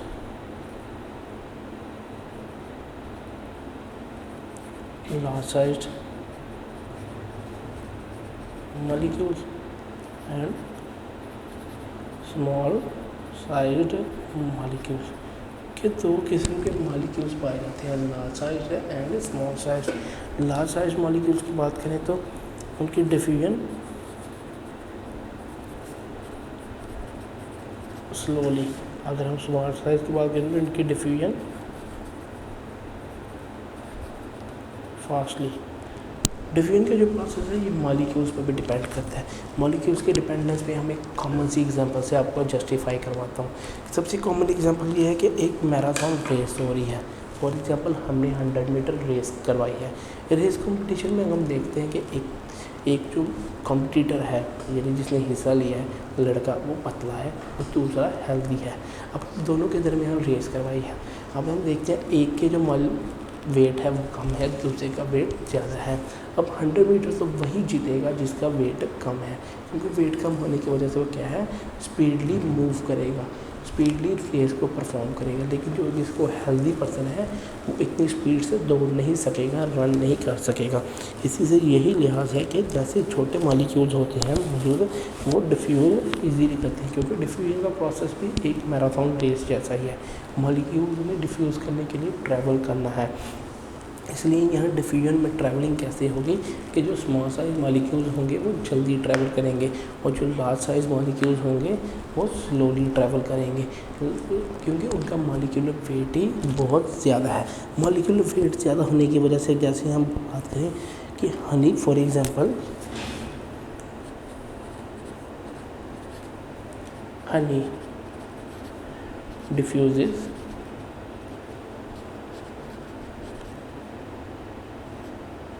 slowly in water and alcohol diffuses rapidly in water। कि जो हनी है उसका मॉलिक्यूलर वेट ज़्यादा है, मॉलिक्यूलर वेट ज़्यादा होने से क्या है उसके मॉलिक्यूल्स का साइज़ ज़्यादा है, इसलिए ज़्यादा साइज़ बड़े साइज़ मॉलिक्यूल्स क्या करेंगे, डिफ्यूजन का प्रोसेस जल्दी कैरी आउट नहीं करेंगे, क्योंकि ज़्यादा मॉलिक्यूलर वेट होने की वजह से वो किसी भी बीकर के बॉटम में बैठ जाएंगे और बॉटम में जब बैठ जाएंगे उनको स्टिरर की मदद से हम डिफ्यूज़ कराएंगे। लेकिन अगर हम अल्कोहल की बात करें, इसका मॉलिक्यूलर वेट बहुत कम है, बहुत कम मॉलिक्यूलर वेट होने की वजह से क्या होगा, ये फ्लोट करके साथ साथ ये डिफ्यूज़ का प्रोसेस कैरी आउट करेगा, ये एट द बॉटम स्टोर नहीं होगा। ये है हमारा साइज ऑफ द मॉलिक्यूल्स के लिहाज से। नेक्स्ट जो हमारा फैक्टर है वो शेप ऑफ द मॉलिक्यूल्स। जैसे हमने साइज ऑफ द मॉलिक्यूल्स बात की कि size of the molecules effect करते हैं, इसी तरह शेप ऑफ मॉलिक्यूल्स भी इफेक्ट करते हैं कि शेप ऑफ मॉलिक्यूल्स में जो रेगुलर शेप्ड मॉलिक्यूल्स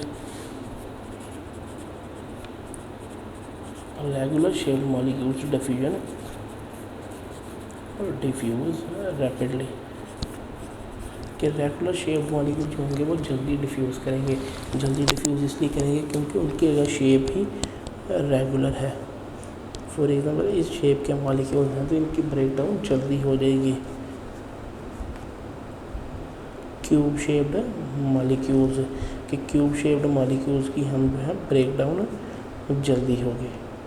अब इन शेप्स में देखें, इनकी शेप्स के साइज़ का फ़र्क है कि स्मॉल बिग लार्जर, लेकिन है तो शेप रेगुलर है, एज साइज़ है, इसलिए जो होगा रेगुलर शेप मॉलिक्यूल्स वो डिफ्यूज़ फास्टर करेंगे, क्योंकि वो स्लिप ओवर कर सकते हैं, मूव करते हैं फास्टर। स्लिप ओवर करने का मतलब ये है कि वो दूसरे मॉलिक्यूल के ऊपर से गुजर सकते हैं, या स्लिप होकर भी वो डिफ्यूजन प्रोसेस कैरिड आउट हो सकते हैं। लेकिन वैसे भी अगर एक रेगुलर शेप होगी तो वो फास्टली मूव करेगी। फास्टली मूव करने के लिए क्योंकि इसकी शेप ही एक छोटी सी और बिल्कुल नुमाया सी है। अगर हम नेक्स्ट इसके दूसरे पॉइंट पे बात करें, इरेगुलर शेप मॉलिक्यूल की बात करें तो इनकी डिफ्यूजन स्लोली होगी,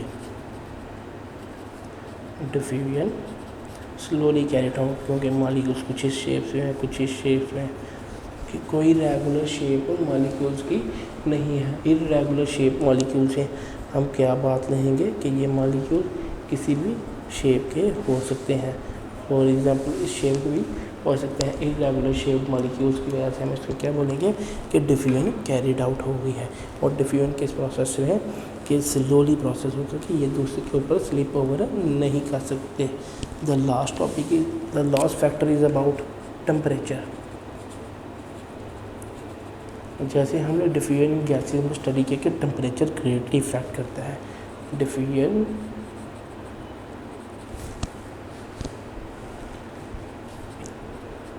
increases by the increase in temperature, कि डिफ्यूजन इंक्रीज़ करती है टेम्परेचर इंक्रीज़ करने से। जो ही हम टेम्परेचर इंक्रीज़ करेंगे डिफ्यूजन जो मॉलिक्यूल्स है वो इंक्रीज़ होंगे। से high temperature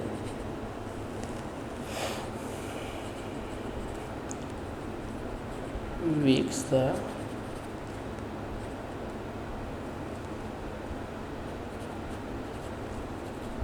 intermolecular force, high temperature breaks the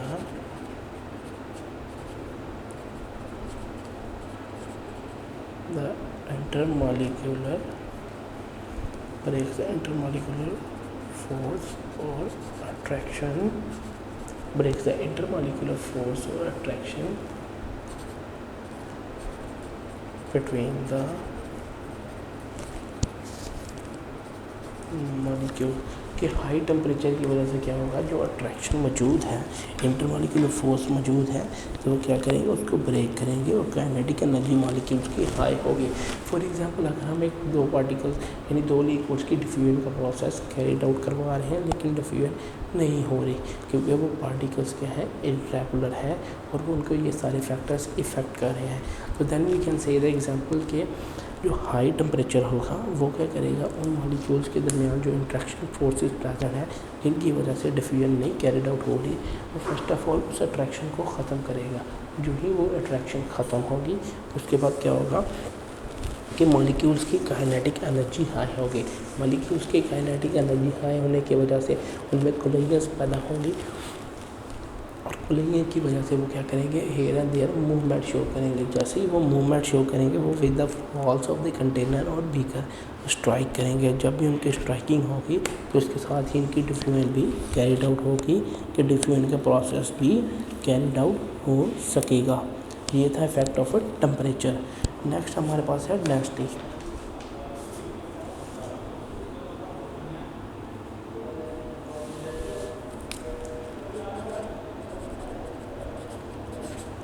density of liquids, density हम कहते हैं, density is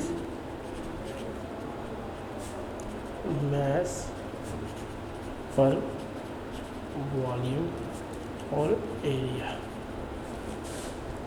D is equal to m/v। अब हम डेंसिटी ऑफ लिक्विड्स की बात करते हैं। डेंसिटी ऑफ लिक्विड जो वो डिपेंड करती है यूनिट पर मास से, यूनिट पर वॉल्यूम के, यूनिट पर वॉल्यूम पर डिपेंड करती है। Liquids are less denser than gases because molecules of liquids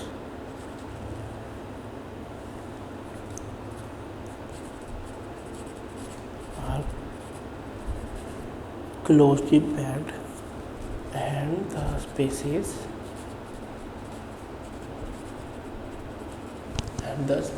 between them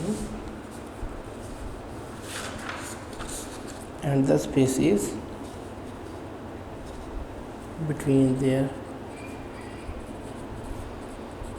molecules are negligible।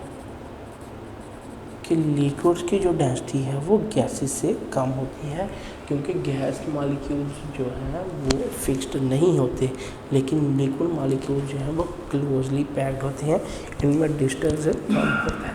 इसीलिए आज से कहते हैं कि अगर सॉलिड में सबसे कम डिस्टेंस होता है वो हाईली और टाइटली क्लोज पैक्ड होते हैं, लेकिन लिक्विड्स और गैसेस का ये फिनोमेना है कि गैसेस में molecules here and there random motion में होते हैं, लेकिन लिक्विड्स में वो हाईली क्लोजली पैक्ड होते हैं। और क्लोजली पैक्ड होने की वजह से वो क्या है, उनमें इंटरमॉलिक्यूलर फोर्सेस भी स्ट्रॉन्गर दैन गैसेस पाई जाती हैं। जब स्ट्रॉन्गर दैन गैसेस पाई जाती हैं फिर liquid molecules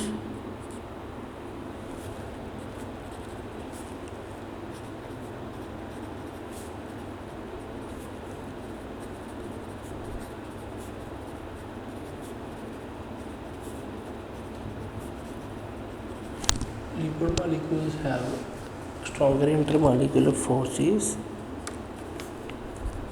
hence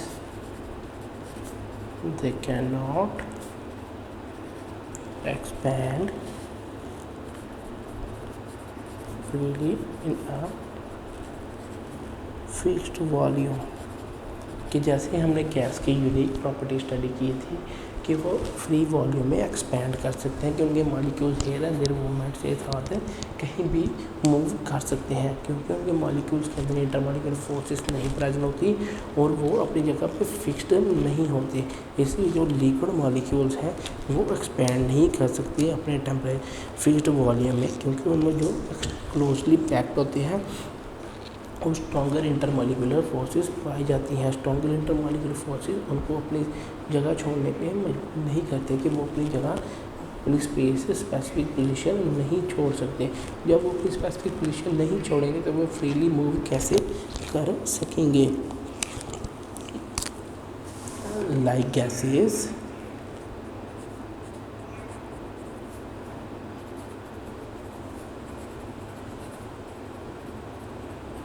they cannot occupy, like gases they cannot occupy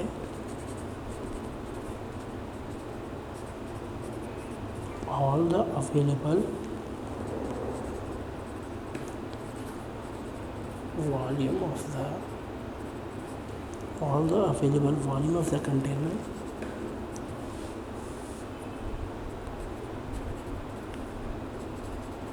that is the reason why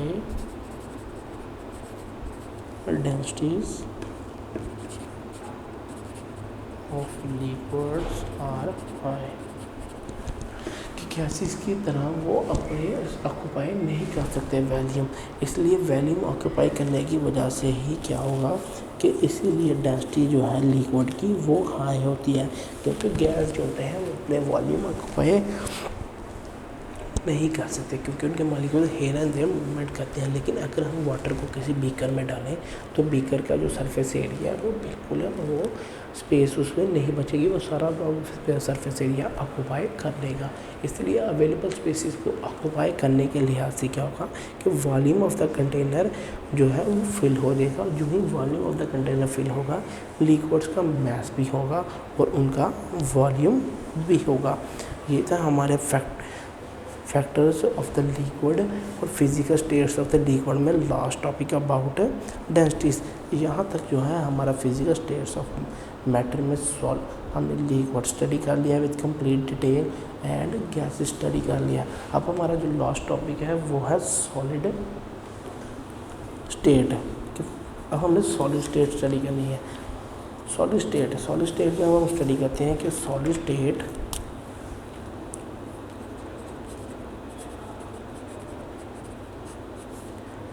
state of matter है, ये भी मैटर की एक स्टेट है which has definite shape and volume, कि सॉलिड की डेफिनेट शेप और वॉल्यूम होता है। डेफिनेट शेप और वॉल्यूम होता है। इसके बाद in solid state the molecules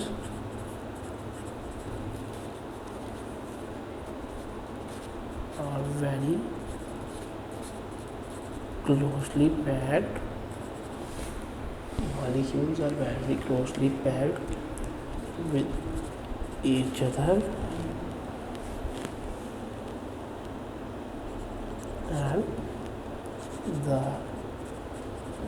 intermolecular forces are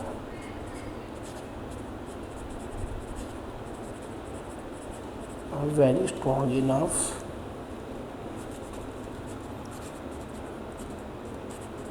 that particles become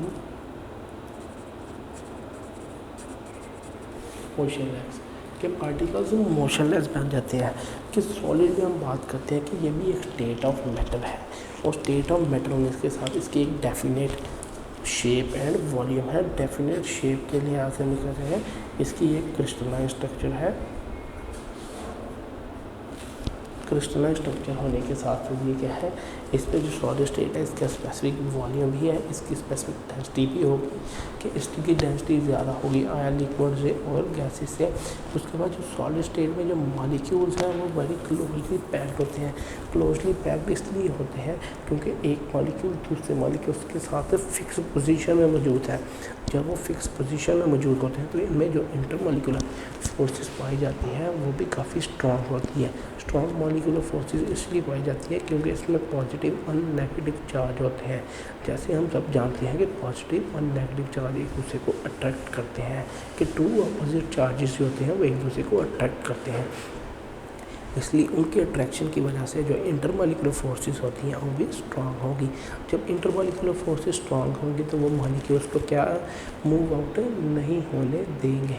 जब वो मूव आउट ही नहीं होने देंगे तो फिर क्या होगा कि सॉलिड स्टेट जो है उसमें मॉलिक्यूल्स फिक्स्ड रहेंगे अपनी ही जगह में और वो इस कदर स्ट्रॉन्ग इनफ होंगे।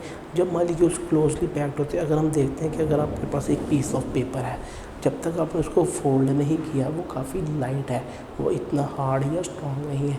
जब भी आप उसको फोल्ड करते जाएंगे अंत तक के सबसे एंड पे फोल्ड करेंगे, सबसे एंड तक फोल्ड हो जाएगा कि मुकम्मल फोल्ड होने के बाद वो क्या हम उसको नहीं ख़त्म कर सकेंगे। जब हम उसको ख़त्म ही नहीं करेंगे इसका मतलब ये होगा कि जब कोई चीज़ क्लोजली पैक्ड होती है तो वो इरेज आउट नहीं हो सकती। क्लोजली पैक्ड होने की वजह से वो ख़त्म नहीं हो सकती। जब तक वो क्लोजली पैक्ड ख़त्म नहीं होगी तो इसका मतलब ये होगा कि वो सारी चीज़ें क्या होगी, मोशनलेस बन जाएंगी। और मोशनलेस किस लिहाज से होगी, इस लिहाज से मोशनलेस होंगी कि वो हिलजुल नहीं कर सकती।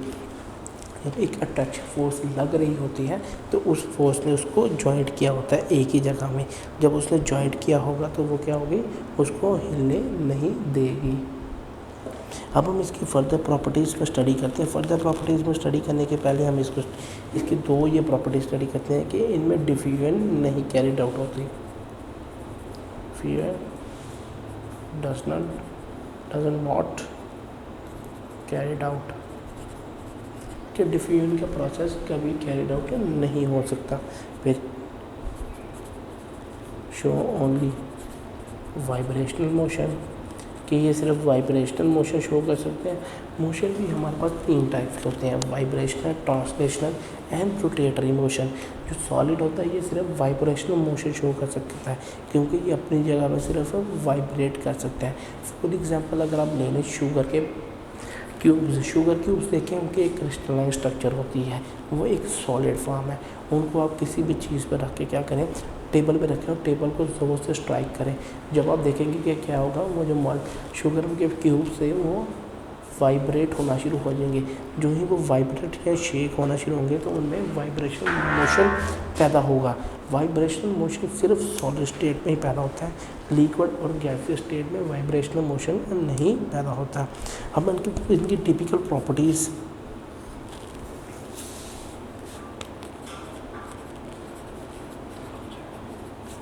Solid state and following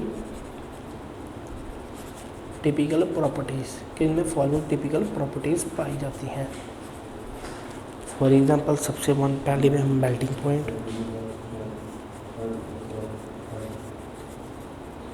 melting point ये क्या है, ये unique property of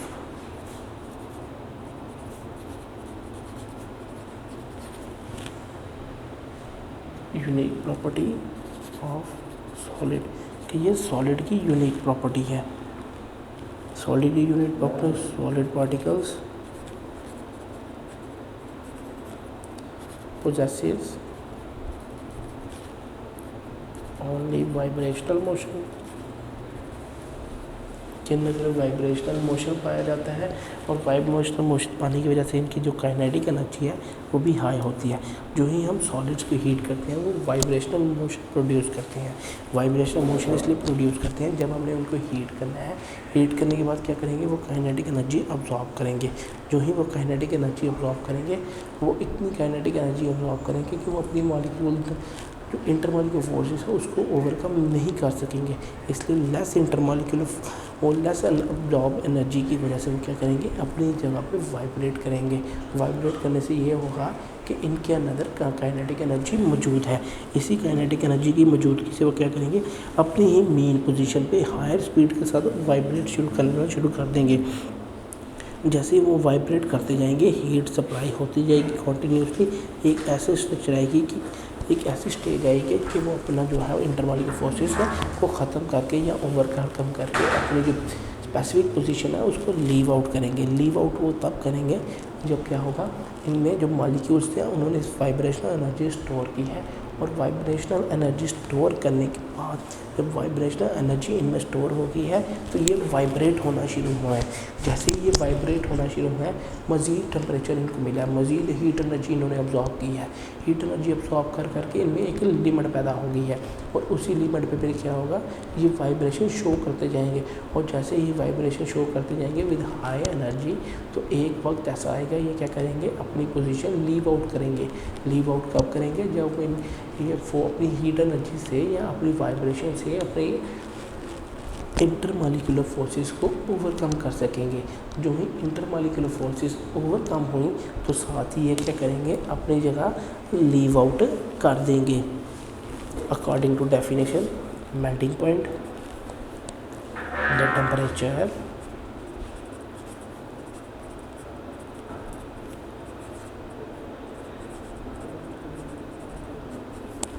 definition, the temperature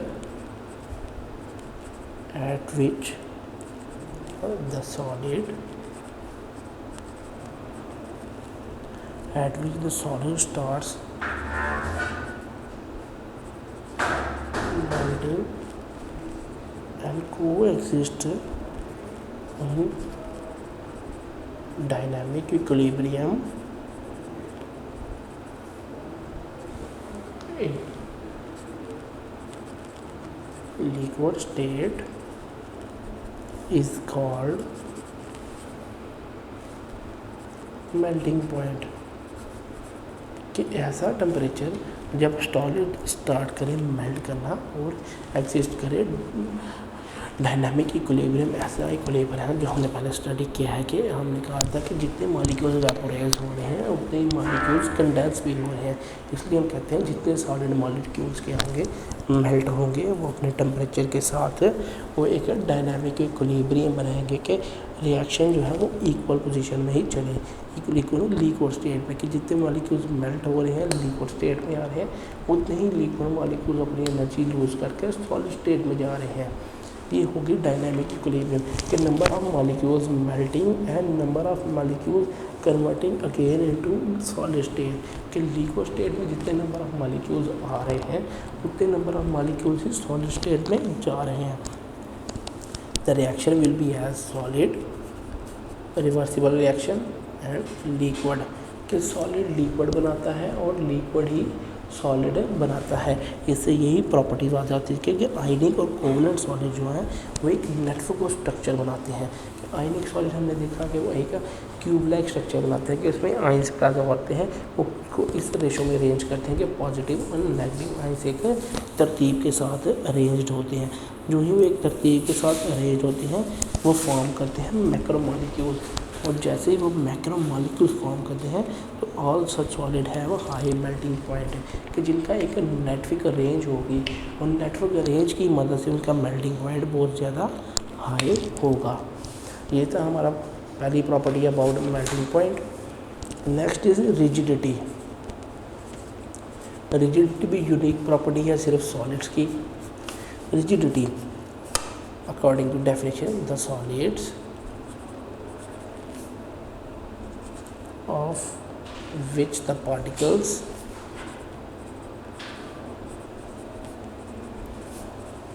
are not mobile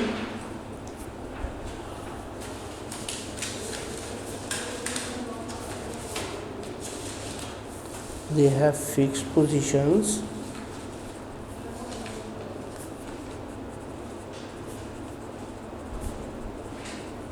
therefore solids are rigid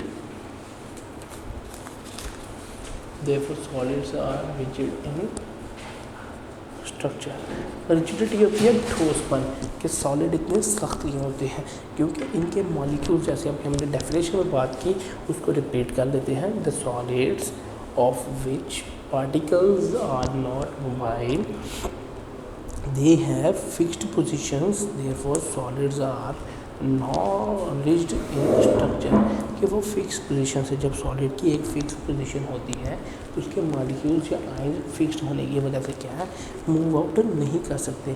जो ही वो मूव आउट नहीं करेंगे तो उनकी मूविंग आउट की वजह से क्या होगा कि सॉलिड में रिजिडिटी आएगी, मॉलिक्यूल्स फिक्स्ड हो जाएंगे। नॉट मोबाइल का मतलब ये है कि वो एक देर मूवमेंट नहीं कर सकते, वो अपनी फिक्स्ड और मेन पोजीशन पे फिक्स्ड है। उनमें इंटरमॉलिक्यूलर फोर्सेस इस कदर स्ट्रॉन्ग है कि वो उनको उनकी स्पेस से कोई मोशन शो करने नहीं देती।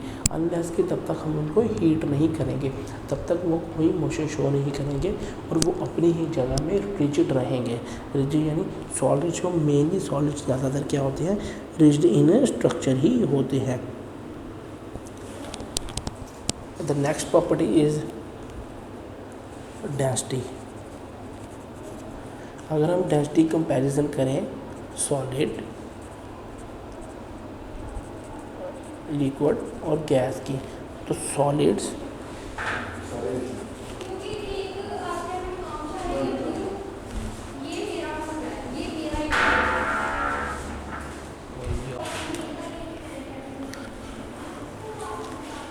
डेंसिटीज की हम डेंसिटीज ऑफ सॉलिड्स जो है वो denser, solids are dense than liquids, कि सॉलिड्स की डेंसिटी ज़्यादा है क्योंकि इनका जो मास और वॉल्यूम होता है वो ज़्यादा होता है, क्योंकि सॉलिड्स जो हैं वो क्लोजली पैक्ड होते हैं।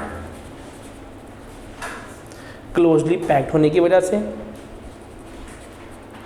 एम्प्टी स्पेसेस की वजह से, कि इन सब की जो वजूहात हैं उनकी वजह से जो डेंसिटी होती है वो सॉलिड की वो ज़्यादा होती है, क्योंकि उनकी हाईएस्ट डेंसिटी होती है among the all states of matter. For example density of aluminium is 2.70 ग्राम पर सेंटीमीटर क्यूब।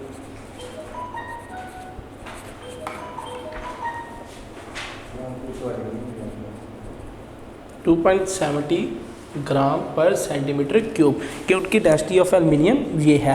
कि इस डेंसिटी के लिहाज से क्या होगा कि जो मॉलिक्यूल्स क्लोजली पैक्ड हैं उनके अंदर कोई एम्प्टी स्पेस नहीं, और एम्प्टी स्पेस ना होने की वजह से वो मास ओवर वॉल्यूम इंक्रीज करते हैं।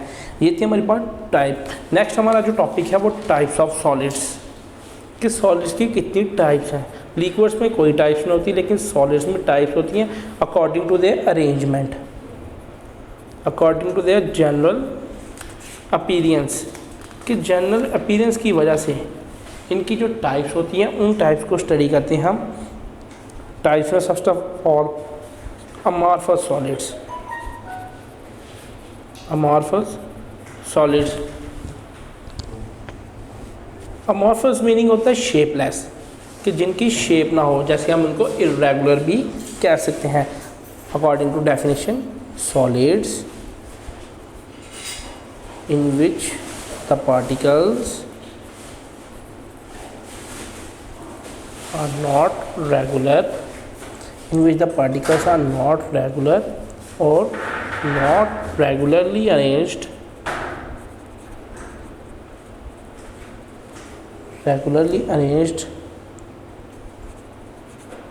shapes are destroyed are called amorphous solids, कि ऐसे सॉलिड जिनकी शेप्स डिस्ट्रॉय हों, जिनमें कोई शेप नहीं हो। नेक्स्ट प्रॉपर्टी उनकी ये sharp melting point,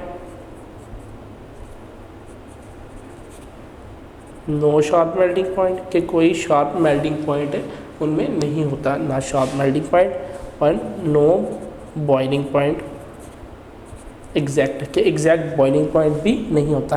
amorphous solids में हम ग्लास की एग्जांपल लेते हैं, यानी कोई रेगुलर स्ट्रक्चर नहीं, जिस शेप ने हमने उसको मोल्ड किया उस शेप में मोल्ड हो गया, जस्ट लाइक प्लास्टिक, कि जैसे आप उसको मोल्ड करेंगे वो मोल्ड हो जाएगा।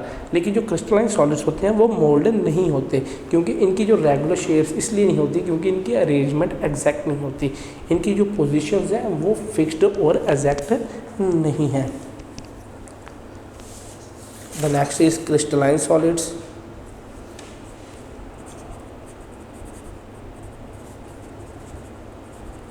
crystalline solids, solids in which particles are arranged, solids in which particles are arranged in a definite three-dimensional pattern, in a definite three-dimensional pattern, just like three-dimensional along three axes, x-axis, y-axis and z-axis, are called crystalline solids. Crystalline solids हम इसको बोलेंगे क्योंकि इनके definite faces होते हैं, definite shapes होती हैं, कि इनके जो हमें एजेस हैं वो डेफिनेट नज़र आएंगे, और इनमें जो मॉलिक्यूल्स होते हैं या आयंस होते हैं वो फिक्स्ड होते हैं अपनी पोजीशन में, और वो अपनी स्पेस नहीं छोड़ते। डेफिनेट एंगल्स मौजूद होते हैं, कि इनमें एंगल्स भी मौजूद होंगे, जैसे एक सॉलिड में 90 डिग्री का एंगल मौजूद होता है। Next property, sharp melting points are present, कि शार्प मेल्टिंग पॉइंट होता है इनका, और शार्प भी मेल्ट करने के बाद शार्प बॉइलिंग पॉइंट भी मौजूद होगा, लेकिन बॉइलिंग पॉइंट सॉलिड का नहीं होता जब तक हम उसको मेल्ट नहीं कर लेते, इसलिए इनका फ़िलहाल शार्प मेल्टिंग पॉइंट ही होगा। इस सीक्वेंस में हम इसकी examples NaCl, sodium chloride and diamond, कि ये एग्जांपल जिनकी जो है एक डेफिनेट शेप है, ये है क्रिस्टलाइन सॉलिड्स। एंड ये थी टाइप्स ऑफ सॉलिड्स, जिसमें हमने अमॉर्फस सॉलिड्स और क्रिस्टलाइन सॉलिड्स स्टडी किया। नेक्स्ट एक जो प्रॉपर्टी है सॉलिड्स की, वो allotropy. Allotropy definition, the existence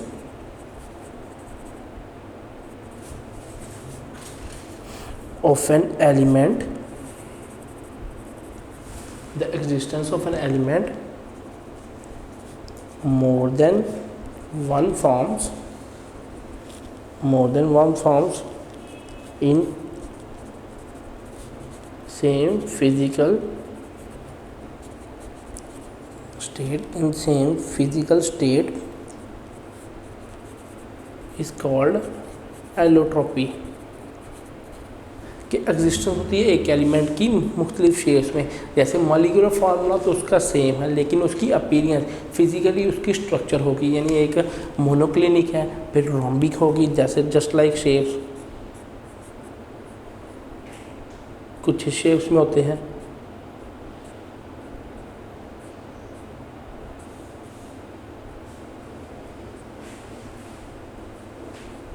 कुछ इस शेप्स में होते हैं,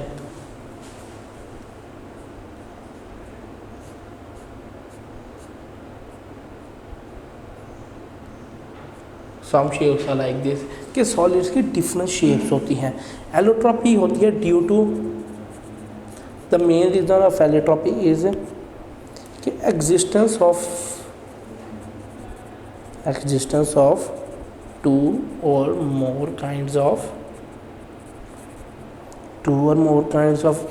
molecules of an element, molecules of an element each having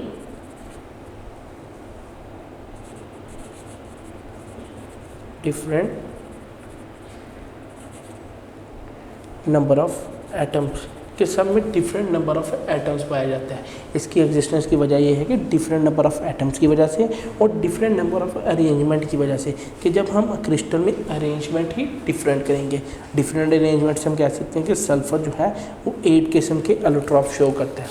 just in example, sulphur shows 8 types of different allotropes, के वो 8 types of different allotropes show करता है। उसमें oxygen S1 to S8, oxygen shows 2 types of different allotropes, के 2 types O2 and O3, कि O2 पाया जाता है और O3 भी पाया जाता है। अमॉर्फस जो डिफरेंट अरेंजमेंट की वजह से होती है ये गिवन टेम्परेचर पे होते हैं कि अमॉर्फस जो एलोट्रॉपी है ये इसके चेंज कैसे होता है, जो ही हम टेम्परेचर में चेंज लेके आए, जो ही हम टेम्परेचर में चेंज लेके आएंगे उसकी एलोट्रॉपिक फॉर्म नहीं होगी। Just like transition temperature,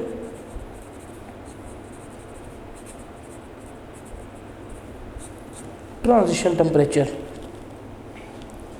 the temperature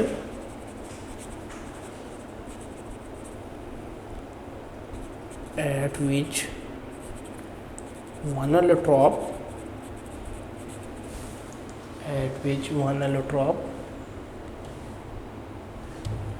is changed to another allotrop, कि एक एलोट्रॉप दूसरी एलोट्रॉप में चेंज हो जाता है। फॉर एग्जांपल सल्फ़र 8 हमारे पास रोम्बिक स्ट्रक्चर होती है और रोम्बिक फॉर्म, अगर हम उसको 96 डिग्री सेल्सियस टेम्परेचर है तो सल्फ़र 8 ही होगी, लेकिन हमारे पास जो फॉर्म होगी वो मोनोक्लिनिक होगी विद मोनोक्लिनिक फॉर्म। इसी तरह phosphorus P4 white 250 degree Celsius P4N red कि टेम्परेचर चेंज करने से इनकी फॉर्म्स भी चेंज हो जाती हैं। जैसे सल्फ़र 8 इसको चेंज करने के लिए हम क्या करेंगे, ट्रांजिशन टेम्परेचर 96 करेंगे। अगर बिलो दिस टेम्परेचर होगा तो रोम्बिक स्ट्रक्चर होगी, अगर हम इसको अबव करें तो मोनोक्लिनिक स्ट्रक्चर होगी। ये थी हमारी detail study on allotropy and the physical properties of solid. ये था हमारा 5th chapter of chemistry, physical states of matter, जिसमें हमने तीनों मैटर्स की डिटेल के साथ प्रॉपर्टीज स्टडी कर ली हैं। अल्लाह हाफिज़। वीडियो पसंद आई तो लाइक करें, अपनी राय कमेंट करें। ऐसे ही मजीद वीडियोस के लिए हमारा चैनल सब्सक्राइब करें और बेल का आइकन दबाएं ताकि आपको हर वीडियो का नोटिफिकेशन मिलता रहे।